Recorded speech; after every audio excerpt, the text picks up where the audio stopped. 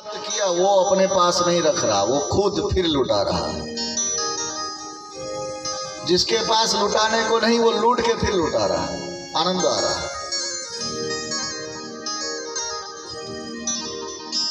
बालक का जब जन्म होता है तो बालक के जन्म से लेकर के नालक छेदन के बीच का जो समय होता है उसको प्रजातीर्थ काल कहते हैं। और प्रजातीर्थ काल में दान देने से हजारों गुना फल प्राप्त होता है। इसलिए बालक का जन्म होते ही खूब दान दो।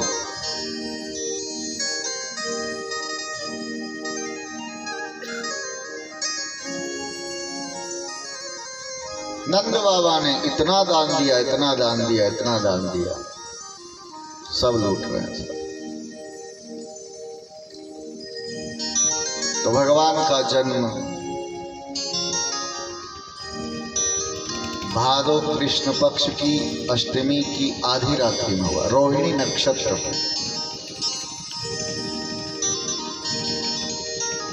रोहिणी माता के यहाँ बलराम जी का जन्म हुआ।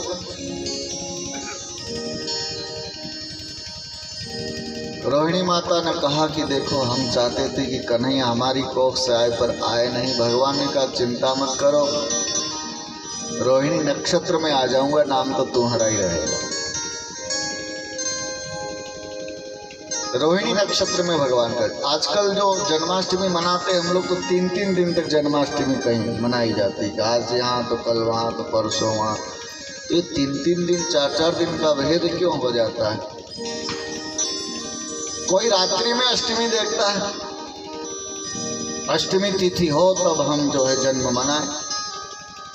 अच्छा, कोई कोई उदया तिथि देखता है कि उदया तिथि अष्टमी हो तब हम जन्म मनाएंगे, तो उदया तिथि को पूरा दिन मानते हैं लोग। जैसे एकादशी का व्रत जब हम लोग करते हैं तो अब वैसे कल एकादशी कई लोग कर लेंगे, लेकिन हम लोग एकादशी परसों करेंगे, 15 तारीख को सोमवार के दिन।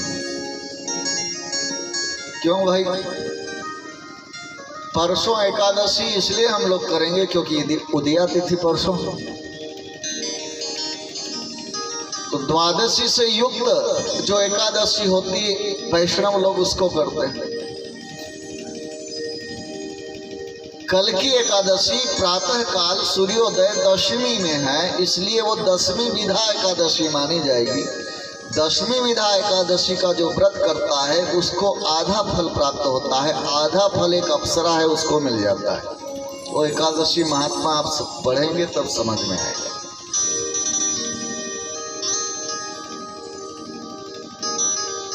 द्वादशी विधा एकादशी का फल विशेष है।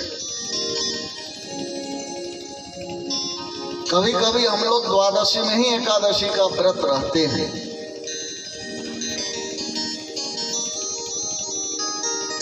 तो कुछ लोग उदया तिथि मनाते हैं, तो उदया तिथि अष्टमी तिथि है, बाद में भले ही नवमी लग जाए तो भी हम लोग मनाते हैं। और कुछ लोग रात्रि में अष्टमी देखते हैं कि रात्रि में अष्टमी होनी चाहिए, जब अष्टमी को भगवान का जन्म हुआ तो। पर कुछ लोग रोहिणी नक्षत्र को ही विशेष मानते हैं कि रोहिणी नक्षत्र हो तभी हम जन्म दिवस मनाएंगे।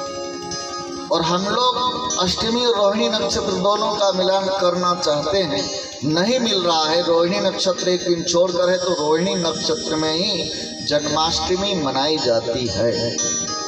अयोध्या के कई मंदिरों में, खासकर हमारे हनुमानगढ़ी में रोहिणी नक्षत्र में ही जन्माष्टमी उत्सव मनाया जाता है।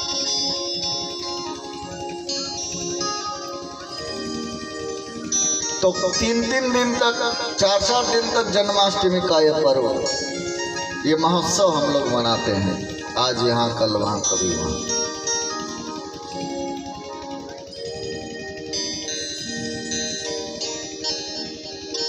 वैसे भगवान कृष्ण, कुछ महात्माओं का मानना है कि भगवान कृष्ण का जन्म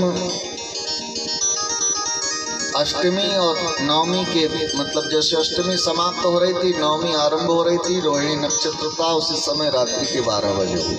इसलिए जो उत्सव जो मनाया जा रहा है नंद बाबा के यहाँ, वह नवमी तिथि में मनाया जाता है, क्योंकि प्रातः काल दूसरे दिन नवमी तिथि है। तो कल भी उदया तिथि अष्टमी थी, कार्तिक शुक्ल पक्ष की, और नवमी में चूंकि उत्सव मनाया गया, कल हम लोग नवमी में उत्सव मना रहे थे, रात्रि में कृष्ण जन्म का। अच्छा, कल की जो अष्टमी तिथि जो थी,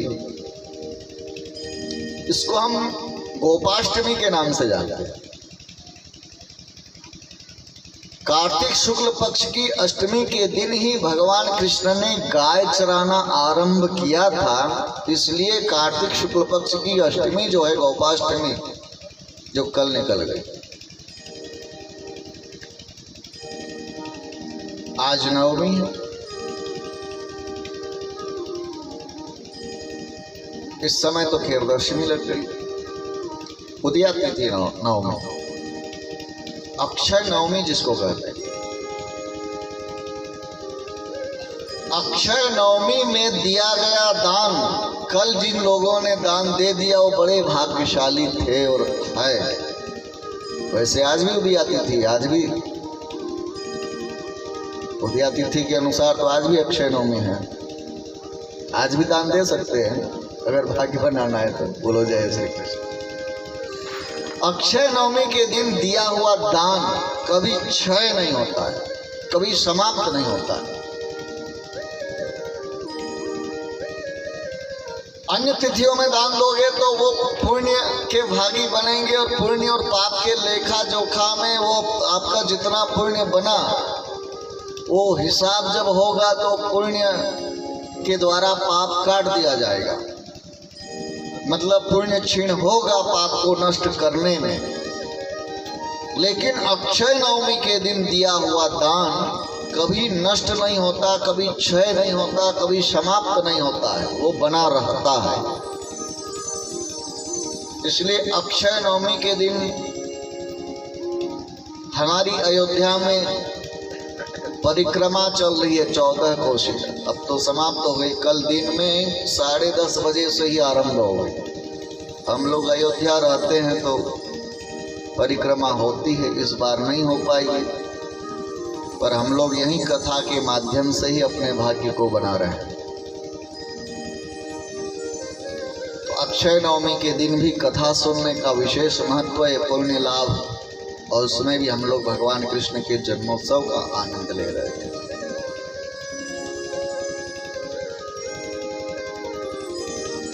गोकुल में तो बड़ा उत्सव मनाया गया।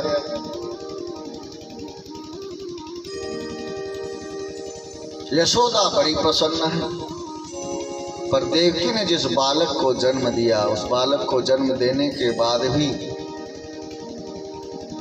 देवकी मैया को तो वो आनंद नहीं मिला। मन ही मन देवकी माता विचार करती है, अगर मैं पक्षी होती